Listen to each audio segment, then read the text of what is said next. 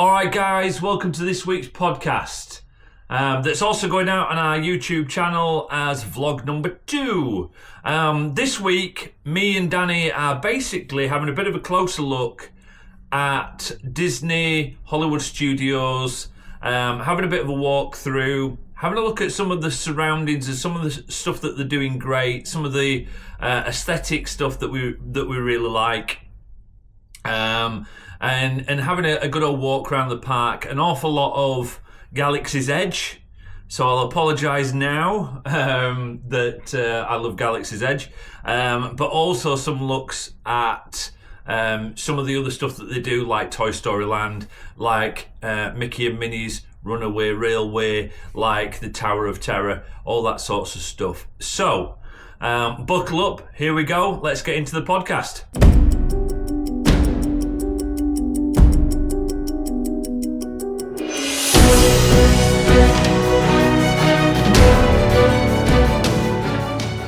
Okay, so basically driving up to Hollywood Studios. I like this. I like the cable cars. They go from park to park. Yeah, that's a pretty cool way of getting from park to park. There are other travel, isn't there? Is there train and tram and things like that? There's bus connections. Monorail. I've never been a monorail here. Apparently, it was the first operational monorail in Northern America. Wow. There you go. By Bob Gurr. He designed the first one. I think they all Disney have their own public transport system, don't they? Yeah. So where are we now? We're coming up. We're basically coming up into the side of Main Street, and the bit that I like from this, and the bit that I can take from all this is, one, I love the Art Deco sort of style, the old black and white, film America type of thing. Golden Age cinema sort of thing. Yeah, that sort of stuff. But the other bit that I can take away from this is obviously first thing in the morning, but just look how pristine it is. Yeah. It's mental. Yeah. It's proper crazy. Very clean. And there's another thing that I noticed as well, and you'll know this as a fan of Disney, look how many bins, how close the bins are to each other. So there's 1, 2, 3, 4, 5 just in that image alone. Yeah. And is it 7 steps or something like that, Disney? I know it ain't many. Yeah. So I know it ain't many. Didn't he? Observed how long it takes for people to drop litter, and it's on average 7 steps. I don't know if this is true or not, but he timed it out in how long it would take him to eat a hot dog. Wow, yeah. So then you throw the rubbish away. But you can see, it definitely, it looks like it could be true with how many litter bins are in the place. Now, the stuff that I look for, and this is what we were talking about last week, the stuff that I look for when I'm at a park, like here to the left, we've got a life-size AT-AT from Star Wars. Yeah. Now, that's Star Tours itself. And the things that I like about it is, when you're basically surrounded by and immersed in something like that. So it's not just the actual look of it, they're also doing the touch of it as well. The sound around you, and an awful lot of times they're also doing the smell of it as well. Wow, yeah. Which is it's fully immersed. Every single sense is hit at that point. Yeah. Which is awesome. Like I say, it's then you're coming across them sort of feelings without even realising it. You get the smell and that triggers a memory or whatever it is. And there you go. That's when we're talking about the little voice in the back of your head that says it's right. Yeah. So as we're going along here, if we look to the left, that's basically the Muppet Land, Muppet 3D, which unfortunately is leaving us now. Yeah. And that's going to be changing into Monsters Inc. Oh really? Oh cool. I like that idea. Yeah. So they're doing the door ride. I have seen concept art for this actually. Yeah. So the door ride looks cool. Yeah. Here we go. So everybody wave to Goofy and Max. Oh Max. And so where we're going now? We're entering a tunnel. This is a transition. So we're leaving the normal Hollywood Studios, and it's transitioning, as you can tell by the rock work and things like that on the floor and all around you. We're heading into Galaxy's Edge. And as we're talking about the floor, look at the floor, because the floor itself, this isn't just poured concrete. They're actually putting into it things like droid marks. I see there's tread marks onto the left there. And all different sorts of alien, like walking. Yeah, big metal robots leaving dents in the ground. Exactly. But also the lighting, and everywhere you go in this land is as if you are in some sort of IMAX theatre. And what I mean by that is the sound immerses you. It's literally everywhere. So you were saying that you get sounds of like things flying overhead and landing nearby fields or whatever it is. Yeah. So you don't see that because they can't obviously make a spaceship fly across you every day. But they've blocked out the outside world. Yeah. Right. And we were talking about this before with the distance. There's the rock work there in the distance that sort of hides. Surrounding, for the people on the audio podcast, surrounding Galaxy's Edge, it has a burn, which basically blocks out the surrounding world. Okay, but the way that they have done that is, again, they've made it look like mountains, cliff edges, rock work, big rock work. And in that, immediately, it makes sure that you can't hear or see anything of the outside world. Which is cool. Just on the video there, you just saw a cleaner or whatever they're called there, in full costume, not in like overalls or stand out as a cleaner. They are part of that world. The spade and the brush and the shovel that he was using as well looked like that was on theme as well, which is pretty cool. So you are never sort of taken out of that zone, other than other customers or guests or whatever. Yeah. So basically, their cast of crew, you'll never see them in costume in another land, or outside of work, basically. So what we're looking at here is, I suppose, the small shopping area of Galaxy's Edge, and for the people listening, you are going down a mall, I suppose you could say, but every single thing of it is as if you're going into some sort of catacombs. Yeah. And it just, again, it immerses you. You come out into an eating area at the end of it, where it's like roasting some sort of wild... Yeah, I wasn't sure what that was, actually. I just saw a big sort of turkey-looking thing, but it didn't look like a turkey. Yeah, they're absolutely massive. And then, again, as you're going further through it, you see things that look like they've been there for absolute eons. Yeah. And other things have grown up around it, you know. And then you come out into a clearing, and what's there in the clearing? It's a hero shot, and the hero shot is the Millennium Falcon. Yeah, and just the background of detail again with everything there. There's just nothing normal in sight now. Everything is fully, like I say, fully immersive, but fully just in detail. There's no new buildings there. I know they're all new buildings, but nothing looks out of place. The floor looks part of it. The bins, the lights, the whatever these are called, where it blocks the shade, it blocks the sun for some shade. Everything's from the plants and everything. It just looks like it is meant to be, and it's been there for centuries. And then you come round a corner, and there's another big opening and another hero shot. Yeah. So this one, you're basically seeing Vader's ship looking like it's just landed there. Wow. I assume, obviously I can't see this on the video, but I assume there's noises going to match with that. Yeah, so again, you're getting like speeders flying over you. As you're walking past stuff, you're hearing droids talking to each other. There's like chirps and all sorts of things. Were you saying as well that there's some doorways within this part of the park as well that you could interact with, I suppose is the right word? So you can go on like little quests in the land, and as if you are a bounty hunter. And you've got to figure out where you need to go. Yeah. And you've got to do certain things. And parts of that, and I'm not giving any spoilers, parts of that is you will go up to certain doors and you've got to knock on them, or you've got to scan them. And at that, a little slide slot will open, and you will see alien eyes looking back at you and talking to you. That is pretty cool. It is pretty cool. Yeah. I like the idea. So you don't have to be there just for the rides. There's something extra for you to do. Is it? Would you say that's aimed at Star Wars fans, or could anyone get? I think anybody could get behind it. Now here we go. We're basically having a closer look up at, because of the thing that interests me, we're having a closer look at some of the actual aesthetics of the queuing areas, the stuff that means absolutely nothing, but makes all the difference. All the difference. Yeah. Everything from they build an awful lot of stuff out of like concrete. Okay, and they are changing the look of the concrete to make it look like sometimes it's wood, sometimes it's metal, sometimes it's concrete, sometimes it's stone. Yeah. And the amount of time that they are putting into that and forming it is absolutely phenomenal. We're looking at something here that I know for a fact is concrete, but it looks like it's basically some sort of like shielding that's metal. Yeah.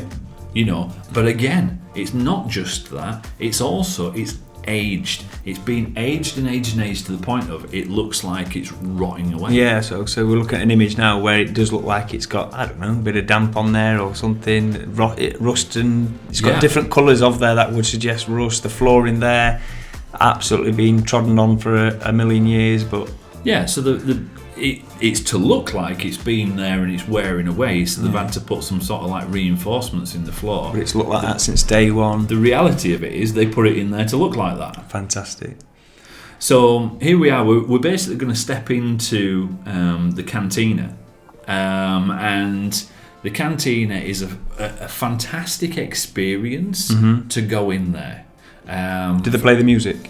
They're playing lots of different types of music that are very much the same, because they can't just play one tune over and over again. I think everybody who works there would have a nervous breakdown. But I've got to say, as a massive fan that I am, and you look at it and you just go, oh, this is amazing. Look at all the pipe work. Look at all the creatures, things that's in there. The creatures that are moving. Even the pumps. Everything like that. And then you actually think to yourself, that's brilliant. So you get in there, and it's literally like ourselves. We'd booked a month in advance. Yeah. And they took us in there, and they basically just stood us at the bar and says, right, okay, what do you want to drink? And as soon as you had a drink, they go, right, okay, see you later. Bye. Oh, really? And you booked a month in advance for something like that? That's crazy. Yeah, and there's 7 of us. Yeah. Obviously the drinks aren't the cheapest drinks in the world. Well, I'm looking there for a bloody rancher, $20.50. Yeah. Wow. $20.50. And also an interesting thing with not just the Cantina, but I think it was more exaggerated in the Cantina. It's like, right, okay, well, here you go. Here's your thing. What else can I get you? Well, we haven't drunk these yet. Right, okay. And then come back a couple of minutes later. Okay, anything else that I can get you? Yeah. So it's always trying to sell. And then it's like, right, okay. Well, we're still on with these. Well, what else can I get you? And then you just finally go, well, no, actually, as cool as this is, I'm stood at the bar. We don't even have any seats. Yeah. I think we'll call it at that and we'll leave. Yeah. So we left, and they bring the bill. They automatically put on a service charge on the bill, even though you were already at the bar and there was no service. Even though there was no good service, and then there's a service charge there, and then the guy then asks you for a tip. Wow. Even though there's a service charge on there. Wow. And the service charge is about 20-25%. And you said your tip is never ask a Yorkshireman for a service charge. To be honest, a lot of the places I would give the person a tip. Okay. Yeah. The reason why I didn't give the Cantina guy a tip was he was relatively unpleasant and quite pushy, and literally it just felt like a rip-off. Right. I would say, from what you said, an hour, a month in advance for that sort of experience, that's you'd feel a bit downhearted with that. I definitely would have done. Yeah, well, I mean, I've been a Star Wars fan since I was a kid, so I was pretty annoyed at that. Yeah. Anyway, so moving on from there, Smuggler's Run. Okay. Now, this is something that I can get behind. Yeah. Smuggler's Run, absolutely love the ride. And bits of it that I love about it, okay? First off, you are literally queuing up, going around the queue line, and for large portions of that queue, right, you're looking at amazing set pieces, okay? And for a very large part of it, you're actually looking at the Millennium Falcon itself, the one that is the hero piece in the opening outside. You can see through windows and openings to see different parts of it, the backs of it, and above it. The work that they have put into that is nothing short of phenomenal. Okay, so they must have had multiple Star Wars experts that all say, no, that wire wouldn't particularly look like that, and that wouldn't look like this. I'm sure they have, and I'm sure they've all got an adenoid problem. They're like, oh, you need an X24326. But that X4326 has obviously made all the difference. Exactly, and joking aside, I've got an awful lot of mates that are massive Star Wars fans, to the point of they dress up and they do an awful lot of stuff at that. But you're right, it's that level of detail that you go, wow, that's breathtaking. Yeah. That's breathtaking. And then as you come round in the queue lines, you actually start boarding the ship, as it were. Okay, and the final part of it is as they are filtering you into, as they call, crews. Yeah. Because you are going to pilot and man the Millennium Falcon on a mission. That's pretty cool. Okay, so you've got 2 pilots, you've got 2 engineers, and you've got 2 gunners. Okay, and you've been talked to the whole time, and he's saying, oh, we need to do this, oh, it's a change of plan, this needs to happen, all these kind of things.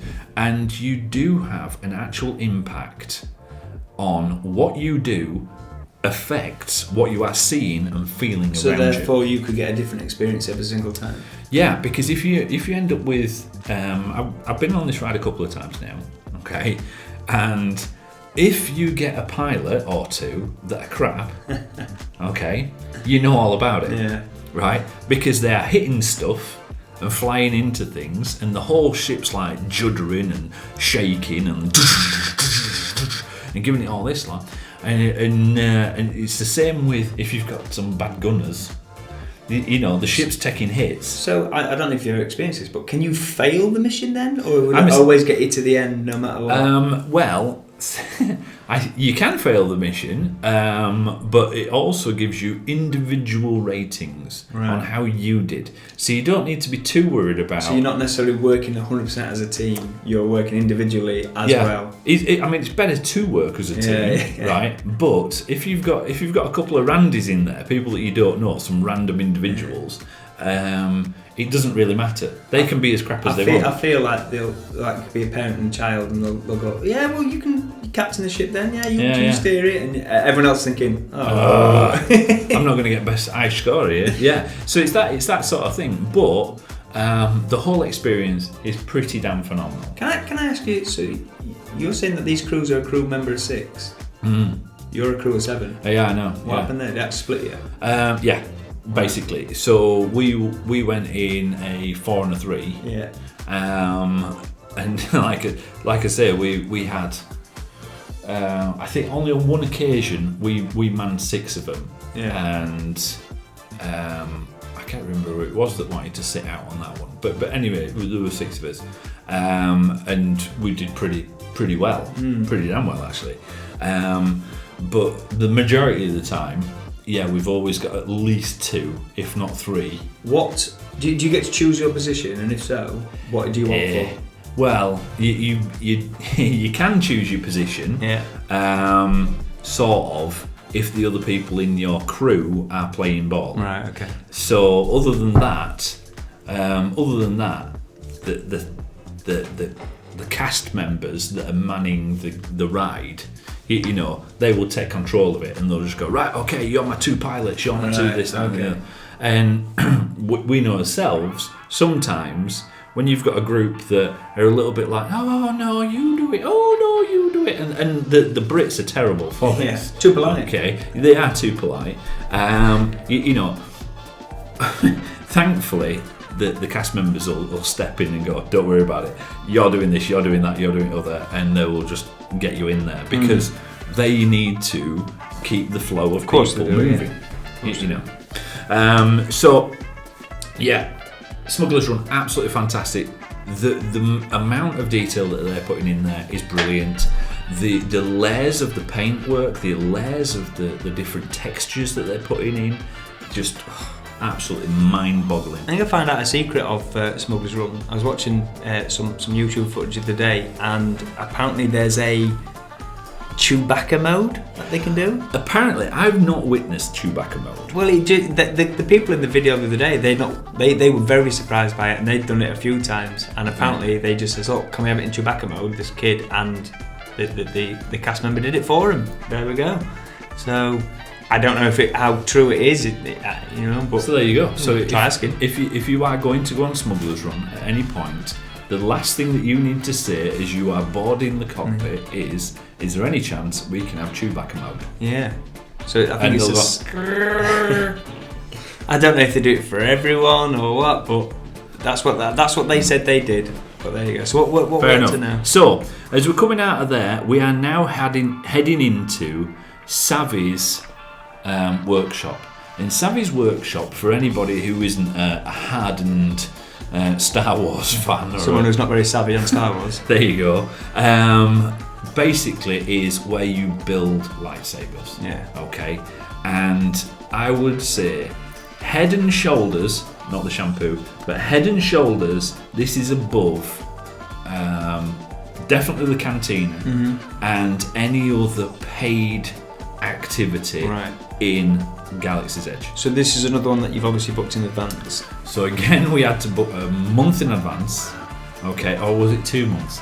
I think it's definitely a month. Are you saying that if I showed up on the day, there'd be no chance whatsoever, and they'd just laugh at me by saying, "What are you doing?" They won't laugh at you, but you won't get in. Right. I tried to talk my way in. Yeah. The first time that I went to Florida, and it was just a straight up no. Yeah. Wow. It was a straight up no. I'm really sorry. Maybe we can get you in a month's time. And I'm like, yeah, but I'm not going to be here then. I'm not even in the country. Yeah. So, which is surprising because you could talk your way to the moon. I always say that about well, you. I don't know about that, but I couldn't talk my way into that. I'll tell you that for nothing. So basically, the idea behind this, and as you are looking at the outside of Savi's workshop, okay, is it's supposed to be somewhat hidden. Right. Because this is the resistance, these are the rebels, and this is where they create their armory, their weapons. Right. Okay. So they don't want just anybody just strolling in there. And that was a really nice bit, because if you are one of the first that's in line to get in there in a booking, and they normally have about 10 people, maybe 12 people that go in all at once, okay? Basically, the cast member will have a quiet word with you and say, right, okay, when you get in there, you need to knock on the door in a certain code. Yeah. Okay? Because otherwise they won't open the door, because they don't want the Republic or the Order or whatever to get in there. Okay? So they do that, and as they basically knock this code into the door, again, one of these little eye slots opens, and then the door opens. Wow. And the door, brilliant doors, very similar to the doors that we've actually got in Impact, actually. Yeah. The pocket doors that slide into the wall itself. But just looking around this not massive area, not this huge room, okay? So it's probably got about 10 to 15 places, okay? It is all geared up for the full lighting, full sound effects with moving objects as well. If anybody wants to see this full video and the full video from some of the other things that we've done in Galaxy's Edge, check out one of our other videos on YouTube. Okay, we'll put a link in the post. Click on that, and also if you've been there, make sure that you put a comment or you write us a message, because I'm especially always interested if there's anything else that we missed out there, in case I ever get a chance to go back again. Yeah. So we'll go from there, where we've just created as new weapons, our new lightsabers, and we'll go straight into Rise of the Resistance. Okay, so which one's this one? This is Rise of the Resistance is seen as the big ride. Oh, okay. Okay, the big ride of Galaxy's Edge, and I've got to say, it is. Yeah. It's pretty damn fantastic. Okay. I won't put the full walkthrough ride video into this vlog. Okay. But if you do want to watch that, it is in one of the other videos that we've got on our channel. And again, we'll put the link to those videos in the comments and on the end of this video. But what you've got on this video is this is the queue line going into it? Yeah, so we've got parts of the queue line. Right. So again, look at the rock work that we've got here. For the people that's listening to this, they literally are transitioning from space to space to space, and the rock work, the surrounding of it is like you're going through catacombs, through caves, and as you go through another doorway, it transitions into another look of space. You know, so it's as if the Resistance have carved out the bits that they need, kind of like a mold. They do little chambers and all the rest of it. You know, that's exactly what they've done here. So the doorways that they've created, again, it looks like they've used lasers to cut through it. Wow. Okay. Then you go into another holding area, but this one has also got many things going on with projections and holograms of Ray speaking to BB-8. BB-8 moving around quite freely. Actually, yeah, poking his head out, going back away. And that in itself is not an easy thing to do, because BB-8, in essence, is a ball with a thing balanced on top of it. Yeah. You know, so that in itself isn't an easy thing to do. Then you go from there into a transport ship, and from the transport ship that gets captured by the Order, you then get taken to the Order ship, the Republic ship, whatever you want to call it, and you're basically in there, and then you've got to escape from that. There's no point me trying to talk you through the whole thing, because I can't do it justice in the length of time that we've got. Is this a set ride? This is not a ride that like the previous one where you can affect it. This is a set ride, and it is what it is. So this one is very much a set ride. So what happens. Okay, they have, I think they have 4, maybe 6 of these rides happening at any one time. Are they all the same scenario then? They are all the same scenario. Right, okay.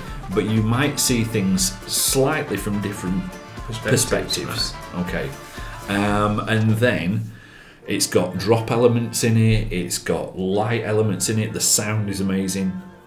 They're using a lot of projection mapping, okay, which Disney are doing a lot of in their parks anyway, but there's a lot of projection mapping going on in there that makes it look like lightsabers, okay, are cutting through doors and walls. Yeah. Okay. But it's actually projection mapping. So projection mapping, just for anyone who doesn't know though, that's the idea behind that is that it is an interactive projection, I suppose, so that you can see from multiple perspectives and still see. So basically, what they do is they use a very, very, very intense projector, a laser projector, to basically project onto I suppose you could say a surface or a canvas or whatever. But these surfaces don't have to be flat, and they don't have to be just white. So it's such an intense projection that it'll project onto it, and that's what they're literally doing in here. They're using that to look like they're using lasers to cut through a wall, okay, in a door shape. And then that actually turns out that's the door. I think the most common sort of projection mapping you'll see is onto the side of a building. Yeah. I think like for us in the UK, the dungeons do it. They'll have a face and they project, a model head or something, and then the projection mapped onto it and makes it look like it's talking to you and looking at you and things like that. Yeah. I suppose that's the most basic form of it. But you're just going up to a whole 10,000 new levels with Disney. Yeah. Because the Imagineers know what they're doing. Oh yeah, I mean, don't they just? So that's an idea of Rise of Resistance. We have got a full walkthrough of that with the ride and everything like that, and the queue lines and stuff. So if you do fancy actually seeing it, witnessing it, obviously it's a shadow of what it's like to be on it. But if you after an idea of what we're talking about, click on the link that's in the comments. We were lucky enough to be there on May the 4th last year in 2024, which is important for Star Wars because May the 4th be with you. Absolutely. And it was 5,000-6,000 people there with lightsabers. Yeah. People dressed up. Oh yeah. People dressed up, and they were turning up in like full groups and all the rest of it. Yeah. You know that work as a crew. It was brilliant. So we'll come out of there and we'll have a quick wander through Toy Story Land. Yes. So Toy Story Land, the idea of it is, as you're walking along, again, look at the floor, so you'll see Andy's footprints in the floor. Massive. So we're a toy size. I think the floor looks like, I might be wrong, but it looks like dry mud, as if it was cracked dry mud. Is that right? Dry that mud. would expect the footprint. I think we're just seeing a footprint there. Yeah, and another one. We're just passing another one. Yeah. So the idea is that you are a toy. Looks like you'd be. We're toy size. Yeah. So because I've just seen Buzz and Woody's around the corner here, I reckon we're the size of the army men. Yeah, something like that. Perspective-wise. Yeah, and what we've got in here, we've got a number of rides. We've got a Slinky Dog ride. Slinky Dog. I've got to be straight with you. That was a long queue for Slinky Dog. Yeah. A real long queue, and it's not like it's some sort of crazy adrenaline ride. It's not. You might be all right. But for context, I don't like roller coasters. But isn't it the only roller coaster in this area? It's the only actual roller coaster. Yeah. So a lot of people get credits for they class it as a cred, don't they? Yeah. Right. Also, we've got Midway Mania in here. Now, Midway Mania is fantastic. The queue line's fantastic because of the number of things going on there, like Mr. Potato Head who talks to people individually. Yeah. Has a number of reactions and things like that to the people who's actually there. And he can even do stuff like pulling his ear off and all that sort of stuff, which is great. But that's a nice thing. Downside to that is, so we're not just talking positives. Downside to it is when there isn't somebody interacting. Yeah. So there's not a guest there waiting, talking to him. Well, even if there is guests there, if there isn't somebody that's controlling Mr. Potato Head, he just sort of stands there. I see. So there's no sleep mode where he's gone for a toilet break. He moves. He does move a little bit, but not a great deal. Right. And it can be for a long time. Yeah. Like I'm talking like 10-15 minutes. I also think this is one of the ones. There's loads and loads of footage out there of malfunctions in with animatronics. I think this is one of the most malfunctioning. Oh, is it? In I don't know. In one of the parks, yeah. I don't know. I know there's an awful lot going on with it. But yeah, I mean, it's great when he's chatting to people. Yeah, I love the idea of it. So we come out of there, and then we basically walk around the corner, and here we are in the main area with Mickey and Minnie's Runaway Railway, which is, considering I've never been to Disneyland, neither has my son's favourite Disneyland ride. Yeah. I don't blame him because it's brilliant. Queue area on this one, fantastic. You basically as if you're going into the Chinese theatre type of thing. There's a great show, like as if you are in the cinema, right? And you're basically watching a Mickey and Minnie cartoon, and then all of a sudden it basically explodes, and that reveals the entrance to the rest of the queuing area. Absolutely. Okay, now I know you know how this works. Yeah. So essentially, what it is, you're watching on an actual screen, and the screen is absolutely complete. There's no holes in it. However, the screen is twice as high as what you can see. So what they essentially do is, as the explosion happens and the room fills up with smoke and everything like that, and the projection is creating this illusion, a distraction, if you will, the screen will actually then pull up revealing the hole that would be at the bottom. So the screen's not ripped or anything like that. It's just create this hole which then you walk through, and it's just perfect timing of the distraction of the smoke and the explosion, and perfect creation behind the hole to make it look like it's this explosion has created this exact hole. You can every now and then you could catch it. There is some videos out there where you can catch it because the smoke's just mistimed or something, but 99% of the time it's and especially if you're looking out for it, but 99% of the time it's just magic. Yeah. Now I've been lucky enough to have the full effect to it, and I'll be straight with you. I was looking at it, I'm like, how did they do that? Yeah. Okay. Yeah. And I was blown away with it. Yeah, and I think that's the whole point of Disneyland. They want you to be like this. There's always going to be people like myself who's trying to look at, if I'm watching a magician, I'm trying to look for the trick, the card up the sleeve, things like that. And because I do theatre work as well, I see some of these backstage stuff as well. So it does ruin it for me, but at the same time, I can sit there and go, that was cool. It was so smooth. The trick paid off. I know how they do it, just like Penn and Teller. I know how they do it. They're telling me how they do it, but it still was good how they did it, and that's a great example of this sort of thing. Oh no, it's brilliant. I've also been unlucky enough when it wasn't running, and you just walk around the queue and it's already there as an hole. Oh, right, okay. Which, to be fair, it still can work if you've not seen what it can do. No, trust me, that's rubbish. Yeah. When you walk around the corner, it's like, oh right, okay, we're just going to queue straight through there, are we? Yeah. Right, that's a shame. Yeah, it's a shame. Yeah, but it's only a shame if you knew what was going to happen. No, I think it's a shame for even people if people don't know, because you come into what is quite obviously a cinema. Yeah. And then you basically just have a hole in that's already there. Yeah. Which I suppose malfunctions happen all the time. It happens. Think of all the stuff they've got, but it happens. But at least you still got to ride the ride. It is a shame. But it's good. It's a great ride. It's a fantastic ride. And the queuing area itself, the way that it is designed as if it is a 2D. Yeah, I love this sort of stuff.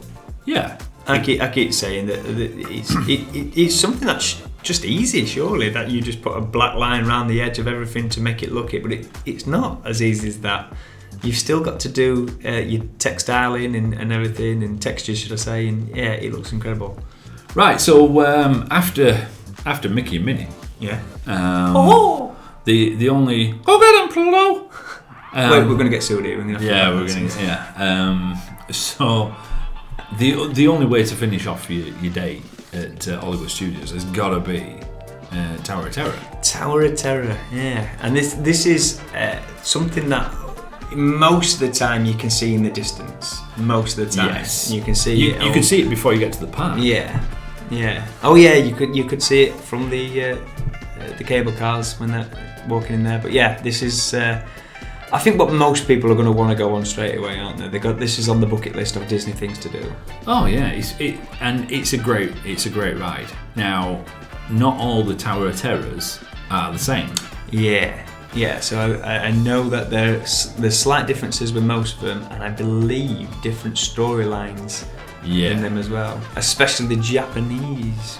Well, maybe. I don't know. I haven't done the Japanese one. Yeah. I've done the Paris one, and I've done the Florida one. The Florida one's definitely better out of those two. The Paris one just goes up and down. Yeah. And the Florida one basically goes driving around a bit. Yeah. And then goes up and down. Yeah. Which is super cool.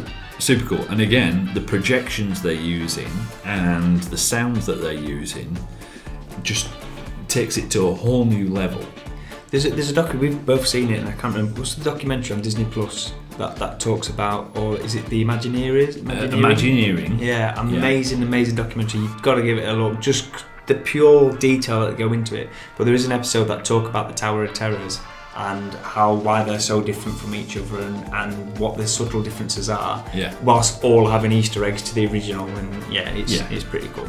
But again, the queuing detail for me started outside. You know, so as you're walking around it, you're going through the gardens of this old hotel and all the rest of it, and you're walking through it, and you're just going, this is bloody brilliant. And then like the ivy and the vines that are going up around the building and the pillars and the gazebos and things like that. You know, it look amazing, and then you get up close to them, they're not even wood. Yeah, again, the details. So I think you were saying that they are metal. So they've got a metal frame, and then they're either spraying like a concrete mixture onto it and then painting it up, or they're using some sort of cement mixture and then painting it up after they've carved it.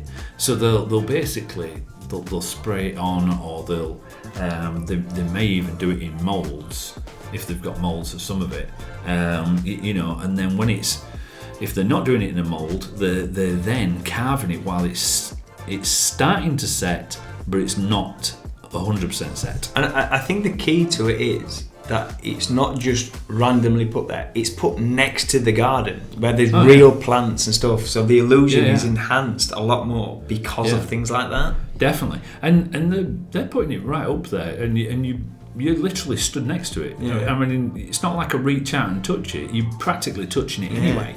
You know, so they're not scared of it, they're not scared of people seeing it. It's absolutely fantastic. It's brilliant, to be perfectly honest. But it's that sort of level that they go to on everything.